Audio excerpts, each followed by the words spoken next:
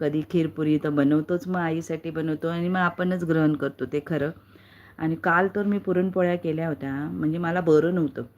तर अगदी अशी भीती वाटत होती, की कसं करावं, काय करावं नाही का, मग होईल का? आपण मी म्हटली होती, की आपण ना मंगळवारी पूजा करूया म्हणून, म्हणजे भजन करूया. आणि आम्ही काळूबाईला गेलो होतो ना, तर काळूबाईवरून आलो आपण, देवीवरून आलो की सवासनं देतो की नाही. पण मग सवासनं करताना मग मला चमकच भरली होती. त्यामुळे मग काय करावं, कसं करावं?